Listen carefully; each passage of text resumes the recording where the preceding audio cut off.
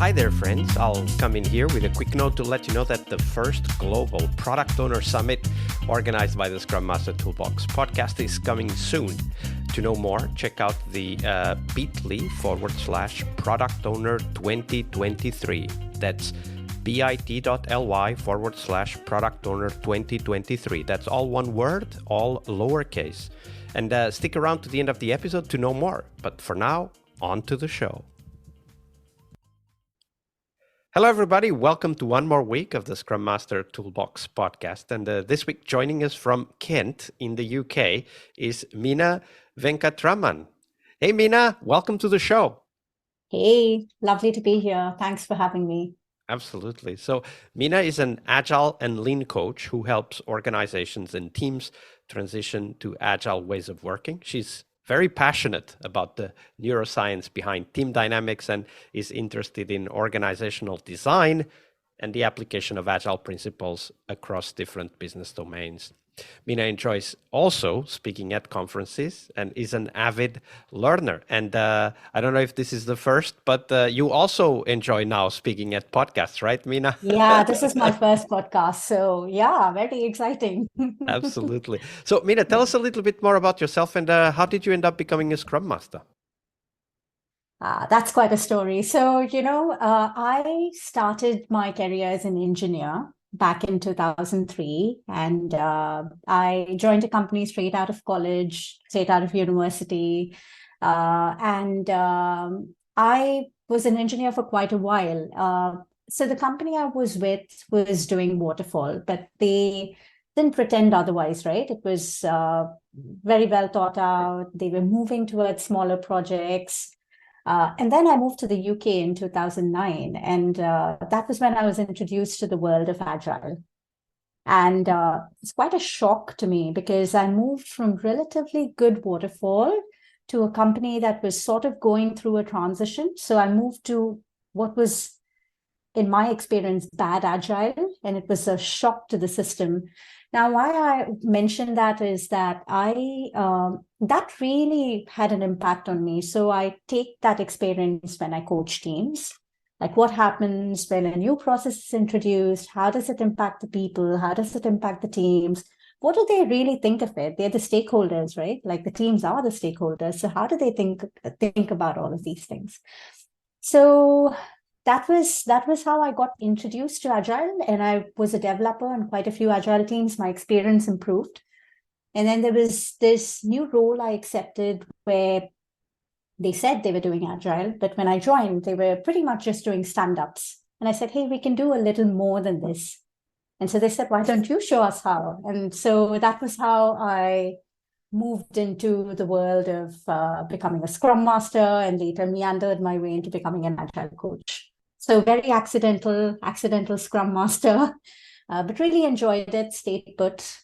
And so here I am. Absolutely. And all our stories are different, but they all lead to us being active and sometimes failing in the role of the Scrum Master. So today is Monday here on the podcast, Meena, and we want to explore one of those stories. I mean, failures are just a necessary part of a learning journey, and that's okay. We'll dive into the details later. But Meena, first, tell us that story of a difficult moment you had as a Scrum Master. No, I think I would go back to that first experience I was talking about. I was relatively new, very inexperienced, very excited, took on the role without quite understanding some of the things I should be looking out for. And so was literally thrown into the deep end. And I think one thing I will come back to is the importance of a sponsor, like the person sponsoring you as a Scrum Master and an Agile team needs to really get it, needs to understand that there will be change. Because often what happens is, and this was what happened there as well, it becomes a buzzword. It sounds really nice and sexy, and then you go in and you're like, oh, but we have to do these changes. It's very quickly when you introduce Agile to a team, it starts pushing up against dysfunctions in the wider system. And then the system pushes back. And so if you don't have a sponsor who understands that change will happen, it can become frustrating very quickly. And that's what happened to me. So our So pilot team, tell us how that happened. So I imagine you came in perhaps a little bit shocked with the fact that it was a bit chaotic agile. That's very common in the first yeah. adoption phase. What did you see, and what did you try to do? So I would go back to what I took away from this, right? Like there were a lot of other things that didn't work in the organization, but the one thing that I didn't have enough of was just experience in navigating the change and to not take things personally, right? Like I used to get very frustrated. I'll try something, won't work, and I'll be like, "Oh my God, this is not working." Um, but what I learned from that experience is that it's about you, but it's not about you, right? You have to be a lot more neutral. You have to have some mechanisms to go and reflect and come back, and then also accept when something's not working and move away. And I didn't do that in that, I just accepted the opportunity, which was great. I have no regrets, but I'd say that, like if I were to go back and do it again, I would ask a lot more questions even before I got So started. tell us an example, like what, let's say you go into another team now and they are Mm. at about the same state that that particular organization was back then, right? Like initial agile adoption, little bit chaotic. What kind of questions would you bring in? And also what kind of perspective would you bring in at that time? So this team in particular, one of the problems was it was a very command and control organization, and the manager in question wanted to be in all of the Scrum events, would get into the team, if they were to score or estimate work, would influence those estimates. And despite giving feedback, uh, didn't want to let go of that control, right? So if I were to go in now, my coaching skills have improved. So I would have a one-to-one coaching conversation with this manager to sort of understand his point of view. But the other bit was there were a lot of fixed deadlines. The team boundaries were not defined. And the team was at the receiving end of all of this. Um, so and also the manager was not at a high enough place to actually influence any other change beyond what was in the team. And even though a scrum master is a team level coach, you also coach above. You go this way, right? It sort of radiates outwards.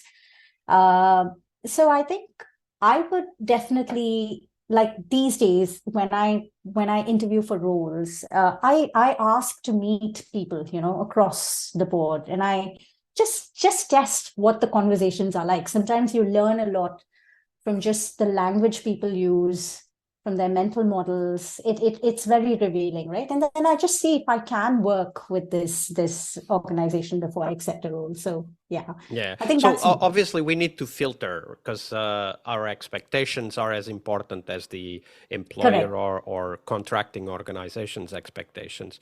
But it's important to know, like, what are the questions one can ask in order to highlight those conversations. You were talking about, I want to talk to people, I want to understand what are the conversations ongoing. So what are some of the things you look for? Maybe example and counter example so that we So may one understand. thing is to understand the current system, right? So I typically go in and ask them, like, how do you develop a feature end to end, right? Walk me through that. How do you organize work? There has to be something in place right now, right? Like, how do you interact with your stakeholders? Then I talk to everybody in the team as well, in general, just to see how they're working together. Like, how do you give each other feedback? How do you navigate conflict if they're comfortable answering questions? So it's testing the waters. Sometimes I don't get that far. uh, and then I just see what people say, right? Like sometimes very very often I hear this, even before I ask questions, people will say something along the lines of, we do agile, but we don't do it by the book, or we do scrum, but we don't do everything. So that's a good place to start, I find. Like, so I say, that's interesting. So what do you do and what don't you do? Like, and what's the challenge here? what's coming, what's the reason why you're doing it in this way. So there's no right or wrong. I'm just literally trying to understand their world. And so then that gives me a very good understanding of, like how they're thinking about things. Are they open to discussions? And I have the same conversation with the sponsor, right? Like I share some observations on the system and I see how they react and what happens. So one of the words that you've mentioned here is sponsor. And I want it to be when in your mind, when you go into an organization and you have that question in mind of, do I have a sponsor here that will be helpful for my work? What are you looking for? What is exactly that sponsor you're looking for? So what am I looking for? I work as an in-house coach. So usually my sponsor also happens to be my line manager, but it could also be a level above that. It's whoever thinks that this role is relevant for the change that the organization is about to embark on and is understanding of what that change is. This is just my definition, right? And even 20 plus years after the manifesto has been around, I still find that sometimes a lot of what we do is misunderstood. Even the role is misunderstood. So it's good to align on what you can be expected to do as a Scrum Master or a team level coach with your sponsor. I work at the level of the organization now as an Agile coach, but it's the same thing. It's getting to that alignment that these are things I will do, and that sort of conversation. So it takes many flavors, but that's what I would look for. Like, who's that person who's wanting this change, and do they get it? Yeah, absolutely. Also, because you will want to get feedback from this person, right? This Yes, person is correct. having or has expectations put on that role. And of course, we need to understand what those are and collect feedback as we go, which is what we tell teams to do as well. Yeah, correct. Exactly. Thank you for sharing that, Meena. No problem. Hi there, Agile friends. Thank you for sticking around. This year's first global summit dedicated to the product owner role in Scrum will have some amazing keynotes and 2 tracks filled with first-hand stories and experiences for product owners to learn more about that critical Scrum role. We'll have Roman Pichler, author and product expert, who'll be answering your questions and sharing the most important aspects of the product owner role. We'll also have Colleen Johnson talking about why roadmaps are probably making your life much harder than it needs to be and what to do instead. This talk was quite a success in Agile Online Summit 2022, and Colleen has learned some new tricks, tools, techniques that she will share with us when it comes to roadmaps for the product owner role. And we will also have Henrik Nyberg, author of Scrum and Kanban from the Trenches, as well as one of the creators of the Spotify model. So come in and listen to his stories. And we'll also have, of course, 2 tracks with many more sessions and even some live sessions. The 2 tracks will cover practices every product owner should know, where we'll be hosting conversations on topics that product owners need to be familiar with, like product backlog refinement, planning, and much more. The second track will be on metrics, measuring product and personal success as a product owner. As product owners, it's crucial to have a clear understanding of what are the metrics that drive success for us, and of course also for the products and businesses that we work with. And we need to continuously measure and optimize those metrics. So in this track, we'll be sharing what's working and what's not in the area of measuring success for product owners. We will also have the opportunity to network with our peers. It's a network event, of course, so get your tickets and join our Slack. Go to bit.ly/product owner 2023. That's all one word, all lowercase.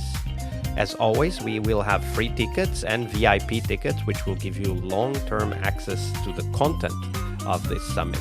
So check them out at bit.ly/product owner 2023. All lowercase, all one word. I'll see you on the summit floor.